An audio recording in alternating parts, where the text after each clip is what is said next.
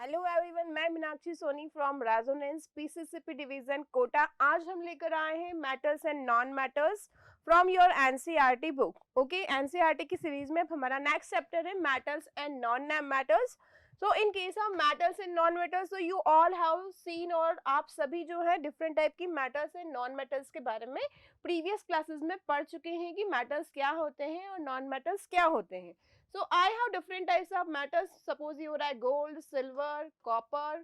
Non metals मेरे पास कुछ examples हैं, sulphur, bromine, oxygen, carbon. Okay, so आज हम पढ़ने वाले हैं डिफरेंट टाइप की मैटर्स एंड नॉन मैटर्स के बारे में और properties of metals and non metals. So firstly we should summarize your previous knowledge. Okay, so to summarize your previous knowledge, already you know that ki elements are there and elements are classified into matters and non matters. Different type के elements होते हैं हमारे आसपास। What is the meaning of elements? Elements means that कि ऐसे substance जो कि सिर्फ और सिर्फ एक ही तरह के एटम से मिलकर बने होते हैं, तो उन्हें हम क्या कहते हैं? They are elements. Second thing कि एलिमेंट्स जो है हम कैसे क्लासीफाई कर सकते हैं कि जितने भी हमारे एलिमेंट्स हैं we can broadly classify them on matters and non matters. Okay, so some think about some matters and non matters in your daily life. आपको क्या करना है? सबसे पहले आपको अपनी डेली लाइफ के में से कुछ मैटर्स और नॉन मैटर्स के नेम को सोचना है. Then how are these properties related and related to the uses of these elements.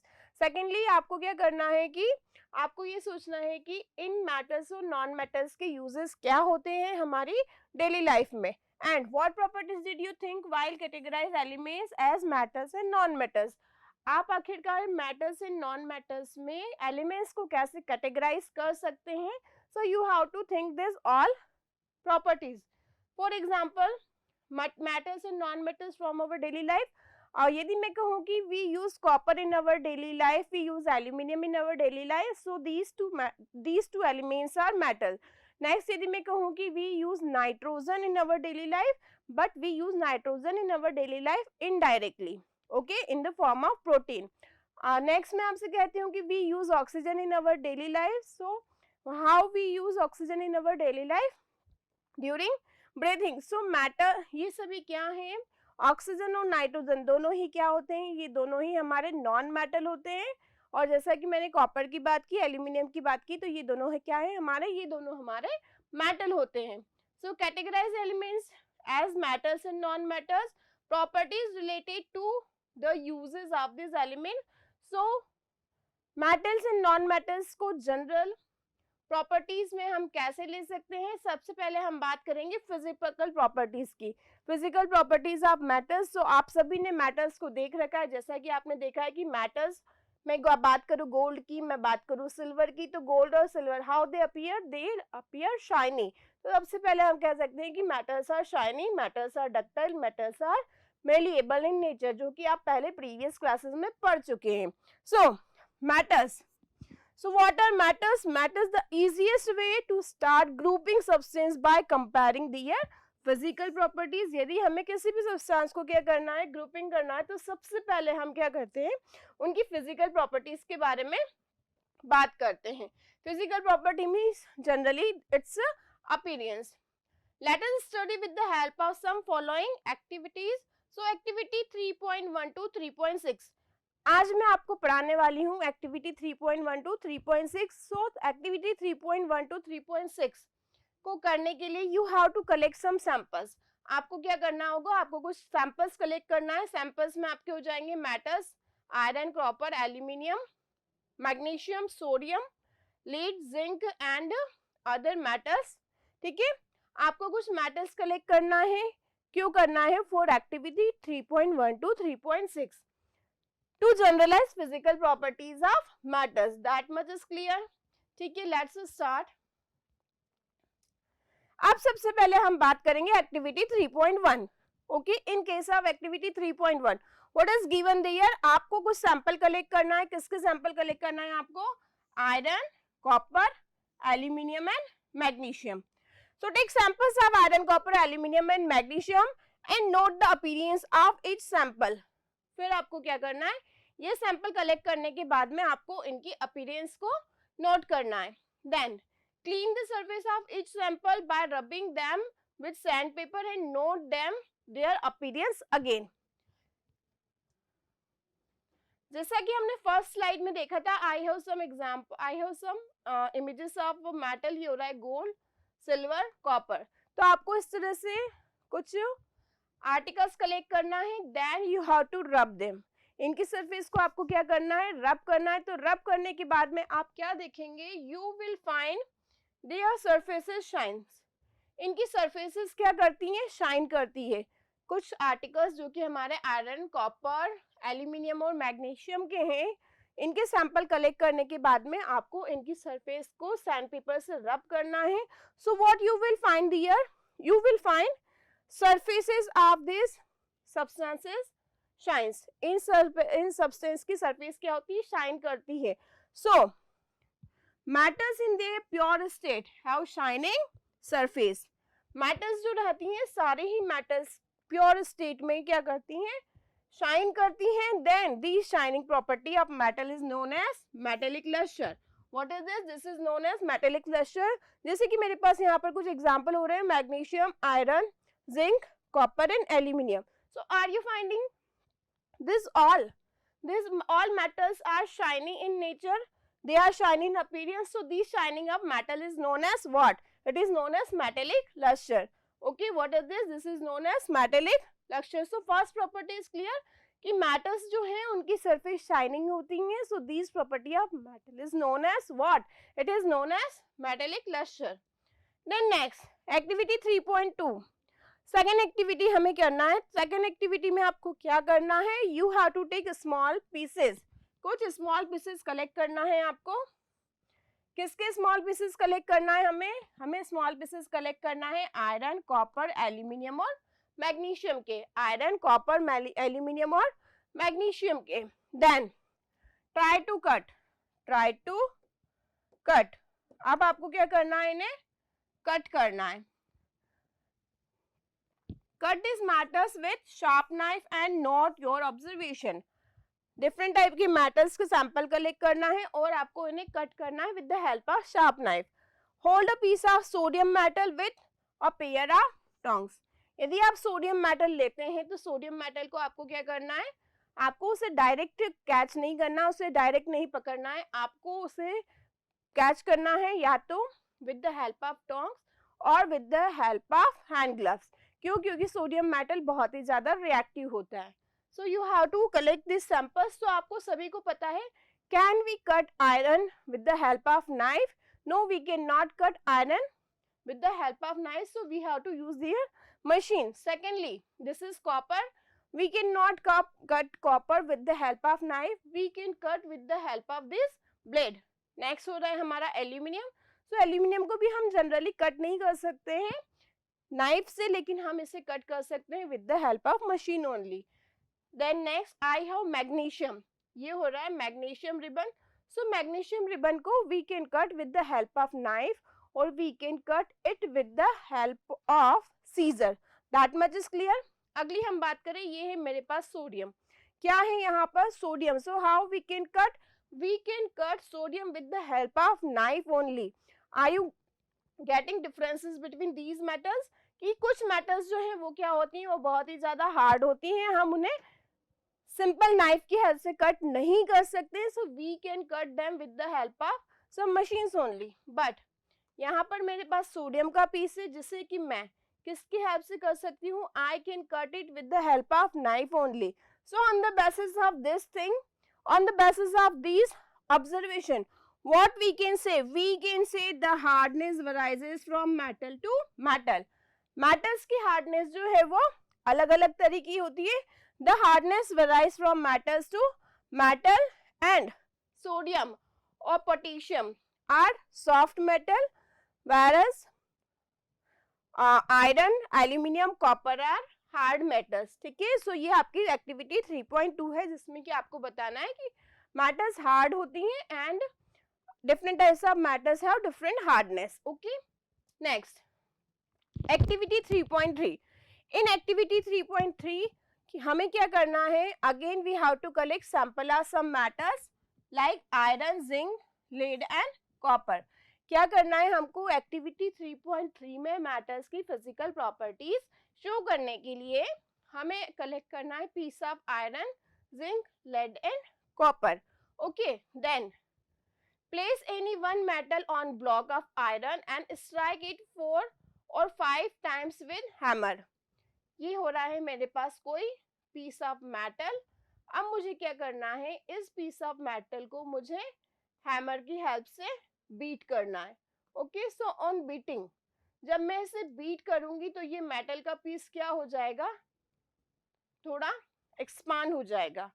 Repeat with other metals. So what we will find here कि जब भी हम मेटल के पीस को हैमर की हेल्प से बीट करते हैं, पीटते हैं, सो ये मेटल का पीस किस में कन्वर्ट हो जाता है, it converted into sheet, it converted into sheet. Clear है?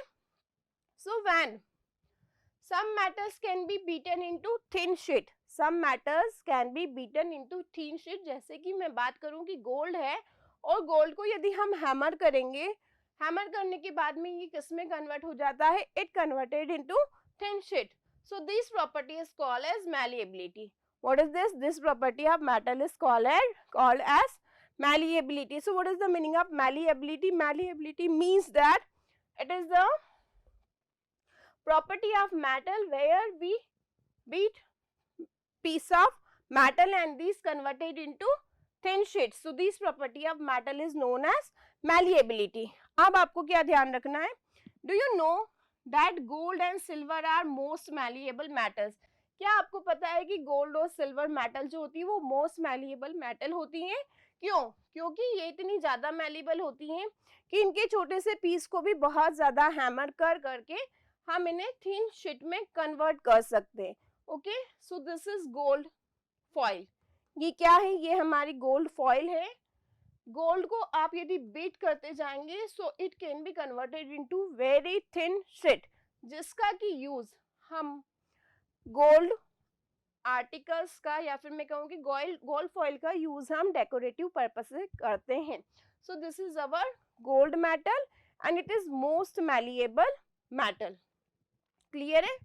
So gold is the most malleable and ductile all metals and silver is the second. सबसे ज्यादा हम बात करें कि कौन सी मेटल सबसे ज्यादा मैलिएबल होती है, तो वो होती है हमारी गोल्ड और उसके बाद होती है हमारी सिल्वर। क्यों? क्योंकि गोल्ड के पीस को हम थिन शीट में कन्वर्ट कर सकते हैं और इतना ज्यादा थिन शीट बना सकते हैं हम कि we can use it for decorative purposes।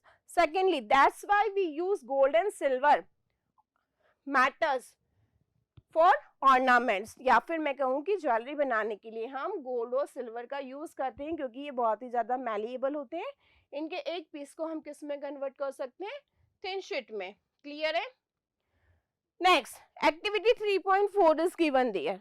So in activity 3.4, what do you have to do? List the metals whose wires have seen in daily life।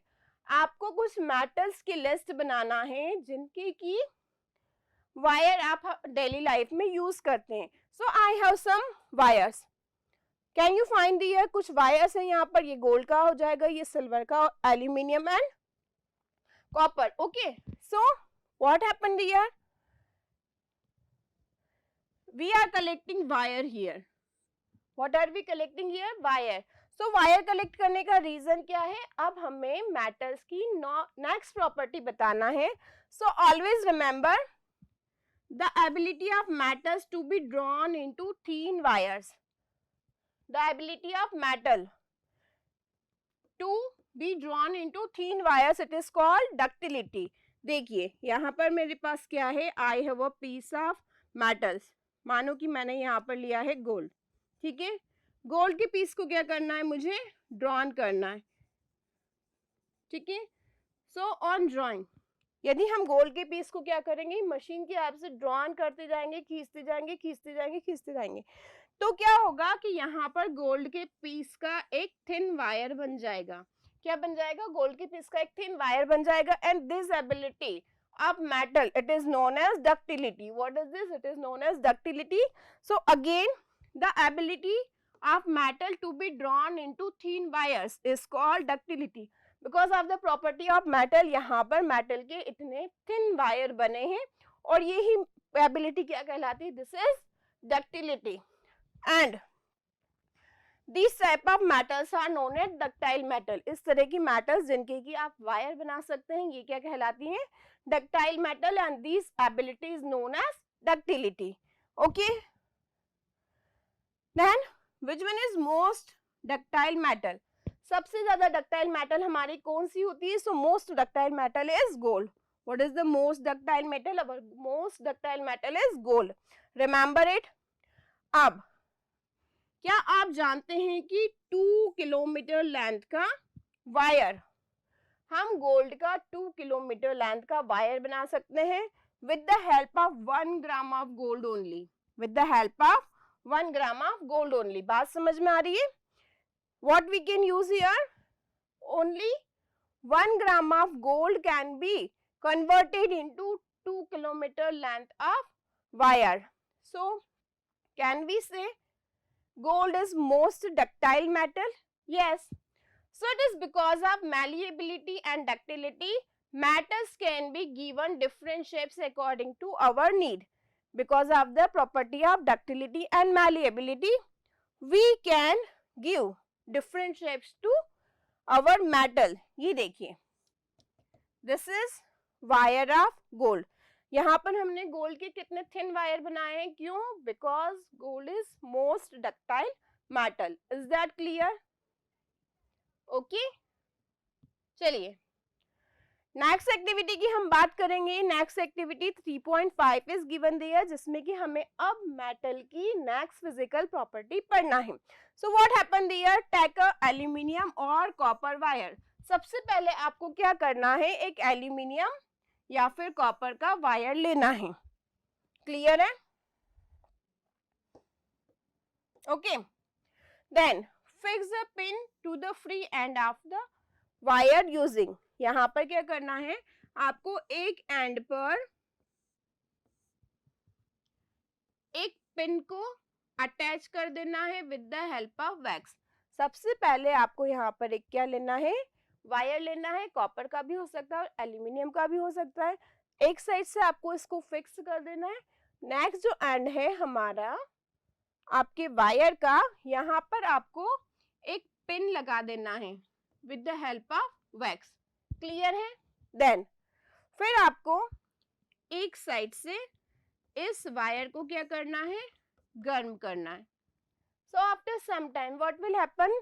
एक पिन जो कि आपने यहाँ पर वैक्स की हेल्प से कनेक्ट किया हुआ था, इट ड्रॉप्स डाउन. क्या होगा? जैसे जैसे हमारा कॉपर का वायर या फिर एल्यूमिनियम का वायर गर्म होता जाएगा, वैसे ही यहाँ पर लगा हुआ आपका एक पिन, वैक्स की हेल्प से जो यहाँ पर एक पिन लगा हुआ है, वो क्या हो जाएगा? ड्रॉप हो जाएगा. क्यों?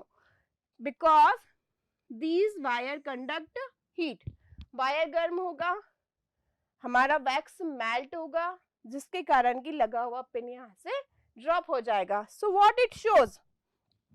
The above activity shows that metals are good conductor of heat. यहाँ पर हो ही क्या रहा है? एल्यूमिनियम वायर और कॉपर वायर गर्म हो जाते हैं, जिसके कारण की वैक्स मेल्ट होता है और पिन गिर जाता है. So what it shows? It shows that metals are good conductor of heat and they have high melting point. Metals are good conductor of heat and they have high melting point, जिसके कारण कि यहाँ पर सिर्फ wax melt होता है, हमारा aluminium या फिर कॉपर का वायर मेल्ट नहीं होता है. क्यों? Because they have high melting point. So the best conductor of heat are silver and copper. Next आपसे पूछा जा सकता है कि what are the best conductor of heat. So always remember best conductor of heat is firstly silver and second one is copper. इसी के कारण copper के जो है वैसल्स ज्यादा से ज्यादा यूज किए जाते हैं हीट को कंडक्ट करने के लिए. Next remember lead and mercury. Lead and mercury are poor conductor of heat. Second question क्या हो रहा है आपका यहाँ पर कि ऐसी मेटल्स के नाम आपको बताना है जो कि पुअर कंडक्टर होती हैं हीट की. So which one is first lead and second one is mercury. Okay, so activity 3 point show हमें क्या शो कर रही है? एक्टिविटी 3 पॉइंट शो 3.5 हमें शो कर रही है कि metals are good conductor of heat. Clear है? Then next activity 3.6, do metals also conduct electricity. क्या आप मुझे बता सकते हैं मेटल्स इलेक्ट्रिसिटी को कंडक्ट करती हैं? Yes, of course metals conduct electricity. इसीलिए हमारे घर में जितने भी वायर्स होते हैं उनमें सभी में क्या होता है? कॉपर मेटल होता है. या फिर हमारा वायर किसका बना होता है? हमारा वायर एल्यूमिनियम मेटल का बना होता है. Why? Because they conduct electricity. So activity 3.6, in activity 3.6 what do we have to do? Activity 3.6 में हमें क्या करना है? हमें एक सर्किट रेडी करना है. सर्किट रेडी करने के लिए हमें लेना है battery, bulb, wire, switch and clips, जो कि हमारे मेटल के ही बने हुए हैं. After this what do we have to do? आपको इस तरह से अरेंजमेंट रेडी करना है. Then place the metal to be tested in the circuit between terminals A and B. जो हमने यहाँ पर दो टर्मिनल्स यूज किए हैं, इन दोनों के बीच में अब हमें क्या लेना है? Piece of metal. क्या लेना है हमें? Piece of metal. So what will happen when we arrange this circuit and when we switch on. ठीक है, मेटल का पीस लेना है इन दोनों के बीच में. और जब आप स्विच ऑन करोगे तो जैसे ही आप स्विच ऑन करोगे इन दोनों टर्मिनल्स के बीच में मेटल को लेने के बाद what will happen? Bulb start glowing. Bulb क्या करेगा? ग्लो करना स्टार्ट करेगा. So what is the reason behind it? Because metal conduct electricity. Circuit complete होगा और बल्ब ग्लो करने लग जाएगा क्योंकि यहाँ पर हमने मेटल का पीस लिया है जो कि इलेक्ट्रिसिटी को कंडक्ट करने में हेल्प करता है. Is that clear? That is why we can say metals conduct electricity. Clear है? जैसा कि आपने हमारे घर में डिफरेंट टाइप के वायर्स भी देखे होंगे. अब आपने साथ ही साथ ये देखा होगा कि जो भी हमारे मेटल वायर होते हैं they are covered with the help of plastic. Yes or no? Yes. So you must have seen that the wires carry current in your homes have a coating of polyvinyl chloride. किसकी coating होती है wire के आसपास? Polyvinyl chloride और rubber like material.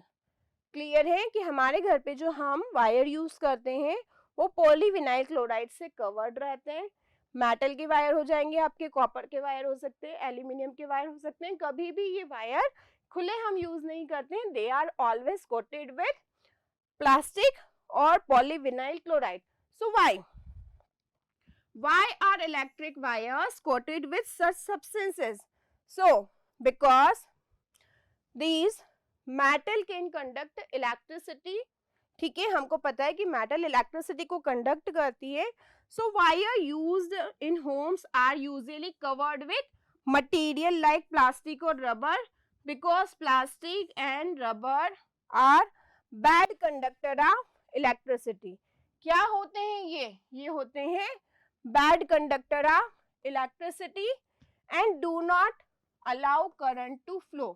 ठीक है, by chance यदि गलती से कोई वायर को टच कर लेता है तो यहाँ पर इलेक्ट्रिसिटी को, कंडक्शन को, करंट फ्लो को रोकने के लिए आसपास किसकी कवरिंग होती है? प्लास्टिक की कवरिंग होती है.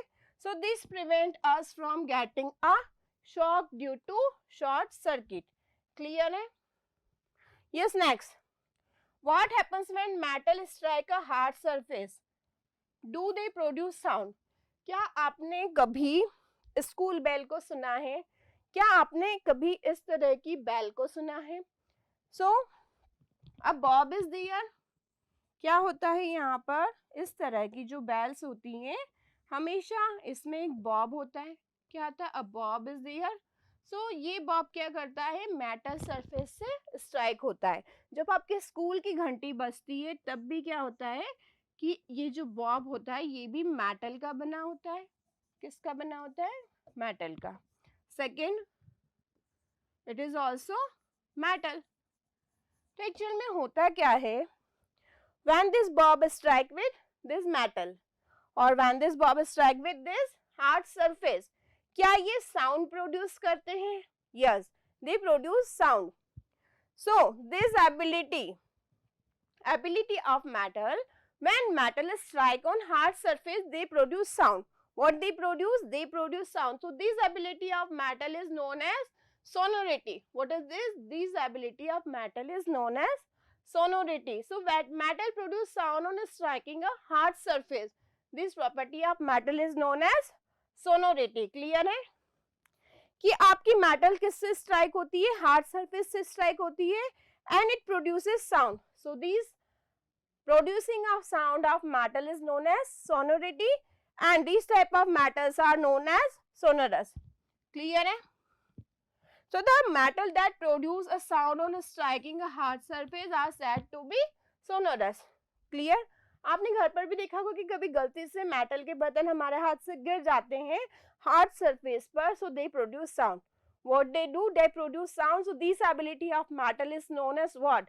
It is known as sonority, and these type of metals are known as sonorous metal. So question is there, can you now say why school bells are made of metals? क्या आप मुझे बता सकते हैं कि school की जो bells होती हैं वो मेटल्स की क्यों बनी होती है? Yes, of course, metals are considered sonorous.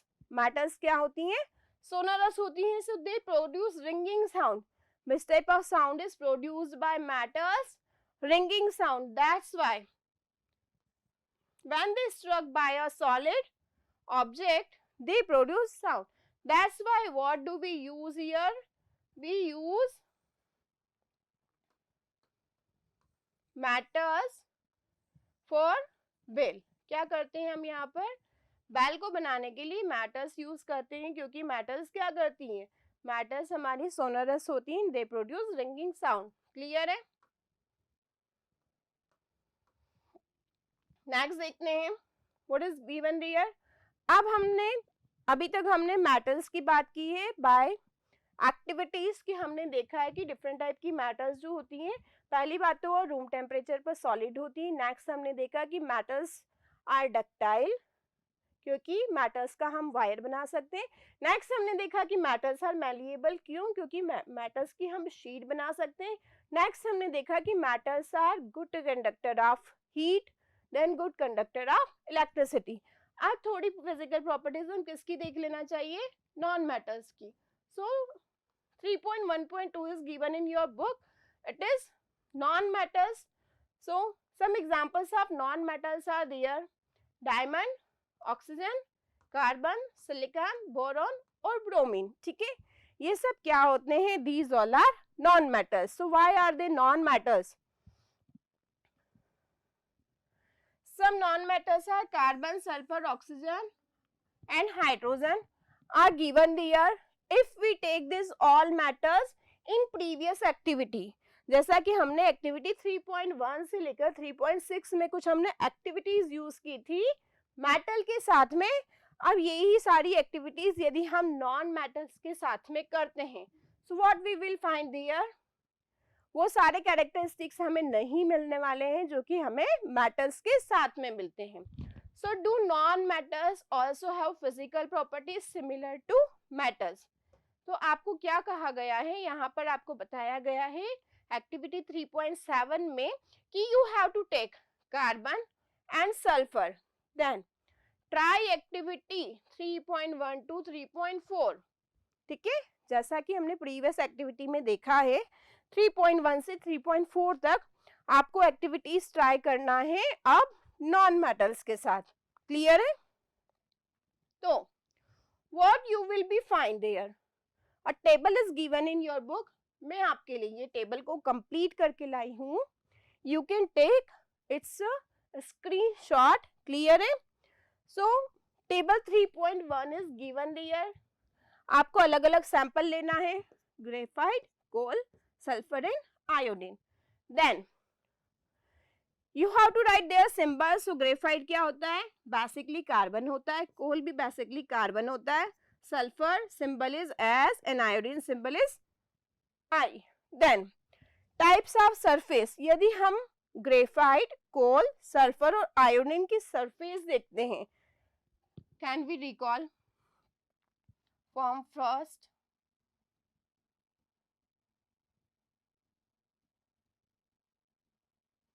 Yes, it's about to कम।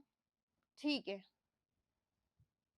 देखिए यहाँ पर आपको सरफेस देखना है सल्फर की, यहाँ पर आपको सरफेस देखना है कार्बन की, ठीक है, यहाँ पर आपको सरफेस देखना है ग्रेफाइट की। तो इन सरफेसेस को यदि हम देखते हैं ऑक्सीजन, तो हम क्या फाइंड कर रहे हैं कि इनकी सरफेस लस्टरस नहीं है, चमकदार नहीं है। तो टेबल 3.1 में हमें क्या बताना है, सबसे पहले हमें इन एलिमेंट्स को लेना है और उनकी सरफेस को हमें ऑब्जर्व करना है। तो क्या हम ऑब्जर्व करेंगे, वहां पर हम ये ऑब्जर्व करेंगे कि ग्रेफाइट, कोल, सल्फर और आयोडीन, इनकी सरफेस कैसी होती है, नॉन लस्टरस। क्लियर? सेकेंड, अब हम इनकी हार्डनेस की बात करें तो सल्फर, ग्रेफाइट, कोल, आयोडीन, ठीक है, ग्रेफाइट हार्ड होता है, कोल ये भी हार्ड होता है, बट सल्फर का जो है वो पाउडर रहता है येलो कलर का, जो कि स्मूथ रहता है, और आयोडीन भी पाउडर फॉर्म में होता है, so it's not hard. Next हम बात करें मैलिएबिलिटी की, तो ग्रेफाइट, कोल, सल्फर और iodine, they are not malleable. क्यों? क्योंकि ये नॉन मेटल होते हैं, इनसे हम थिन शीट नहीं बना सकते हैं। सो हमें मैलिएबिलिटी के कॉलम में क्या लिख देना है, no no no. Next, ductility. So in case of ductility, always remember graphite, coal, sulfur और iodine, इनके हम वायर नहीं बना सकते। क्या नहीं बना सकते हैं, हम इनके वायर नहीं बना सकते हैं, that's why they do not show ductility। तो हमने यहाँ पर लिखा है no no no and no. Then next, conduct electricity. So always remember graphite, only graphite which is the non-metal, it conduct electricity. कोल ये भी फॉर्म ऑफ कार्बन होता है, but it does not conduct electricity. Sulfur does not conduct electricity and iron also does not conduct electricity. अगली हम बात करेंगे किसकी, conduction heat. क्या ये नॉन मेटल्स हीट को कंडक्ट करते हैं? So non metal does not conduct heat. Clear है? So we are writing here no with conduct heat. So this is table. You can take its a screenshot which is given in your book, table 3.1. So these all are showing physical properties of our non-metals. कि non-metals जो हैं ये lustrous नहीं होती है. Secondly, कुछ non-metals room temperature पर hard होती हैं और कुछ सॉफ्ट होती हैं. नेक्स्ट हम मैलिएबिलिटी की बात करें तो non metals are non malleable. Ductility की बात करें तो नॉन मेटल्स डक्टिलिटी को बिल्कुल शो नहीं करती हैं, लेकिन मेटल्स डक्टिलिटी को शो करती है।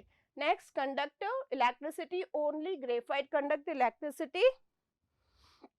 Then other metals do not conduct heat and electricity. Clear है? Yes. Next, so on the basis of that table, what we can say, general physical properties of metals and non-metals. Clear है? So you must have concluded that cannot group element according to their physical properties, such as all metals. अभी हमने different activities की है, अभी हमने एक table देखी है, तो उनके बेसिस पर हम जनरल क्लासिफाइड जनरल कैरेक्टरिस्टिक्स बता सकते हैं मेटल्स एंड नॉन मेटल्स के। All metals accept mercury, remember it. सिर्फ मर्क्यूरी ही एक ऐसी मेटल है जो कि रूम टेम्परेचर पर लिक्विड होती है और बाकी सारी हमारी मेटल्स क्या होती हैं, solid. Can you find here different types of metals are given there, aluminium, iron, copper, ठीक है, तो ये मेटल्स क्या है, रूम टेम्परेचर पर क्या होती हैं, सॉलिड होती हैं। सिर्फ एक मेटल है जो कि रूम टेम्परेचर पर लिक्विड होती है, this is our mercury. Then activity 3.5, जैसा कि मैंने आपको एक्टिविटी 3.5 में बताया था कि मेटल्स के मेल्टिंग पॉइंट क्या होते हैं, हाई होते हैं। But a very interesting thing is given there, gallium and caesium. ये हो रहा है gallium and caesium. So always remember gallium और सीजियम के मेल्टिंग पॉइंट्स क्या होते हैं, लो होते हैं। ये है हमारा gallium. When we take gallium on our palm, clear है, तो गैलियम क्या करने लगता है, मेल्ट होने लगता है। क्या होने लगता है, गैलियम मेल्ट होने लगता है। इसका मतलब क्या है कि गैलियम और सीजियम के मेल्टिंग पॉइंट लो होते हैं और इतने लो होते हैं कि they melt on our palm, clear. Then a metal mercury, you all have seen thermometer. Thermometer में हम मर्क्यूरी देखते हैं। बाई चांस यदि हमारा थर्मामीटर ब्रेक हो जाता है तो हम क्या देखते हैं कि liquid mercury comes out. So what it shows सिर्फ एक ही एक्सेप्शन है हमारा मेटल में जो कि लिक्विड फॉर्म में रहता है रूम टेम्परेचर पर, दिस इज अवर मर्क्यूरी। और हम बात करें गैलियम और सीजियम की, so they melt on our hand, why, because of their low melting points. ठीक है, अगली नेक्स्ट हमें पता है कि non metals are non lustrous. बस एक एक्सेप्शन है हमारे पास, which one, iodine. This is sample of iodine. किसका सैंपल है ये, आयोडीन का है। पहली बात, आयोडीन हमारा नॉन मेटल होता है, but can you find shining surface is there, so only one non metal is there which shines, name of non metal is iodine. ठीक है, सो हमारी मेटल्स जनरली शाइनी होती है, हमारी नॉन मेटल्स शाइनी नहीं होती है, नॉन लस्टरस होती है। लेकिन एक एक्सेप्शन है हमारे पास, वो है हमारा आयोडीन। नेक्स्ट हम बात करेंगे कार्बन। ठीक है, so carbon can exist in different forms. What is carbon, carbon is non metal जो कि डिफरेंट फॉर्म में एग्जिस्ट करता है। So different forms of carbon are known as allotropes. क्या बोलते हैं हम उन्हें, allotrope. Then diamond and allotrope of carbon. Generally हमें पता है कि नॉन मेटल्स क्या होती हैं, they are soft at room temperature, but exception है हमारे पास कौन, diamond. Allotrope of carbon is hardest natural substance and has a very high melting point and boiling point. यहाँ सभी हम एक्सेप्शन की बात कर रहे हैं कि जनरली नॉन मेटल्स के बॉइलिंग पॉइंट और मेल्टिंग पॉइंट्स क्या होते हैं, लो होते हैं। लेकिन एक्सेप्शन है हमारे पास diamond which is form of carbon, it has very high melting point and boiling point. एक और एक्सेप्शन है हमारे पास, generally metals conduct electricity and non metals do not conduct electricity. So इन नॉन मेटल में एक होता है हमारा graphite. So this graphite allotrope of carbon conduct electricity, clear. ये एक नॉन मेटल हो रहा है हमारा डायमंड जो कि हार्डेस्ट मटेरियल होता है, बाकी हमारी नॉन मेटल सॉफ्ट होती है। एक हो रहा है हमारा ग्रेफाइट, ठीक है।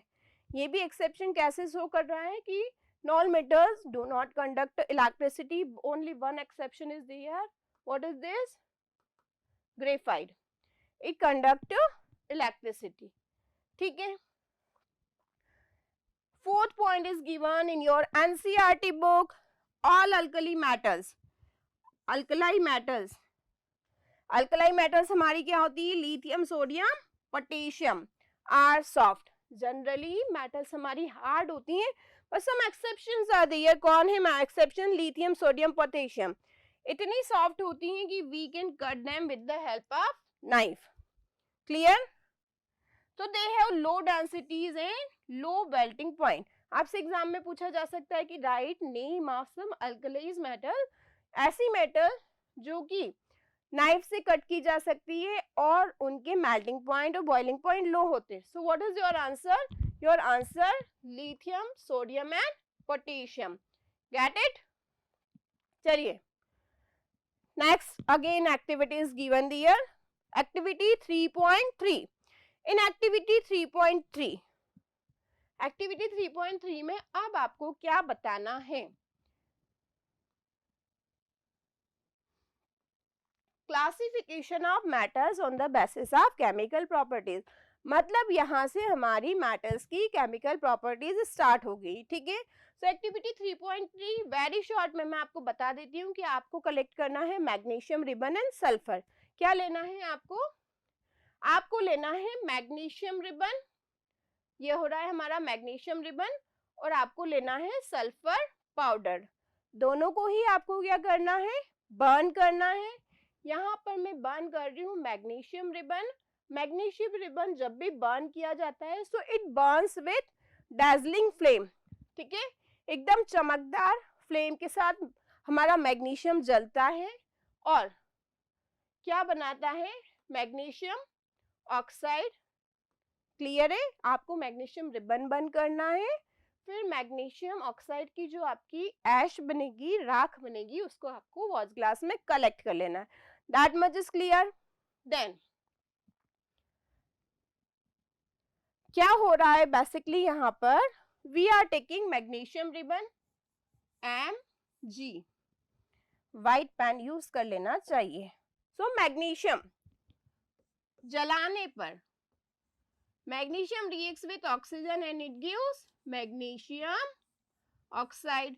बैलेंस कर देते हैं रिएक्शन को। क्लियर है? मैग्नीशियम रिबन को जलाने के बाद में यहाँ पर वॉच ग्लास में मैग्नीशियम ऑक्साइड की ऐश बनी है, राख बनी है।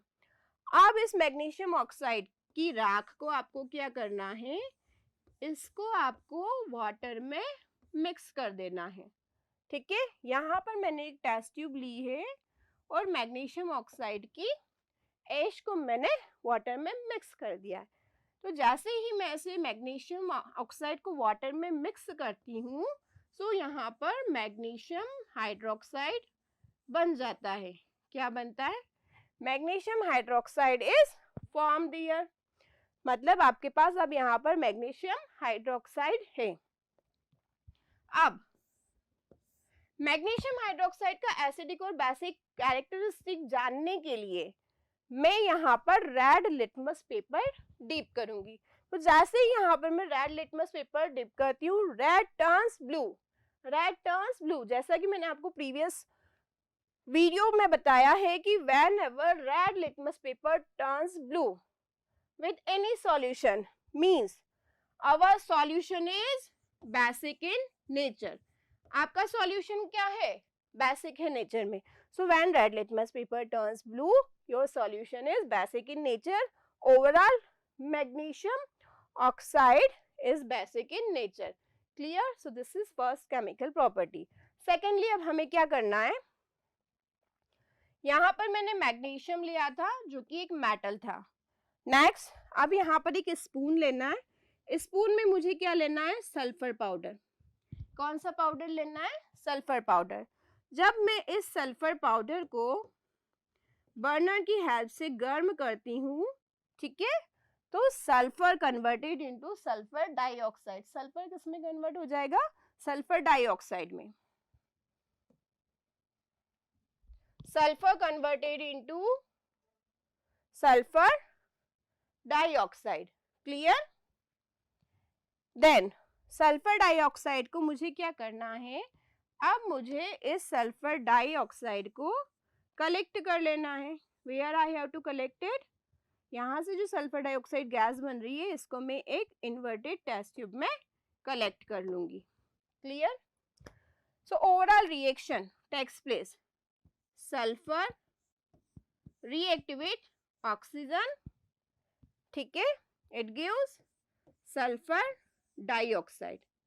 अब मेरे पास इस टेस्ट ट्यूब में सल्फर डाइऑक्साइड है। एट द सेम टाइम इस टेस्ट ट्यूब को सीधा करके मुझे इसमें थोड़ा सा वाटर मिक्स कर देना है। SO2 plus H2O, H2SO3 is formed here. ठीक है, क्या प्रोडक्ट बनेगा? Sulphurous acid. Sulphurous acid is formed here. अब इस टेस्ट ट्यूब में जबकि सल्फर डाइऑक्साइड यहाँ से हमने कलेक्ट की थी, इसमें मैं जैसे ही वाटर ऐड करती हूँ, क्लियर, एक सॉल्यूशन तैयार होता है। This solution is sulfurous acid.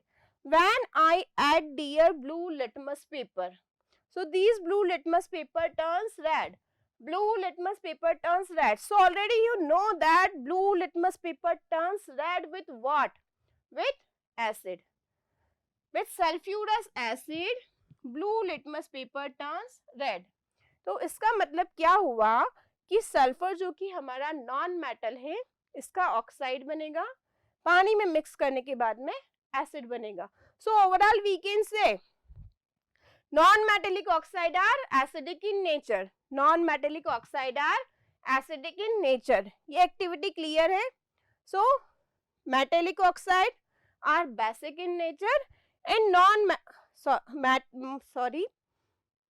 metallic oxide are basic in nature and non-metallic oxide are acidic nature. Clear है. ये important questions हैं, यहाँ पर बनते हैं. किस तरह के क्वेश्चन आपको यहाँ पर पूछे जा सकते हैं? यहाँ पर आपसे पूछा जा सकता है कि prove that metallic oxide are basic in nature and non metallic oxide are acidic in nature. Okay, so thank you so much for watching my video.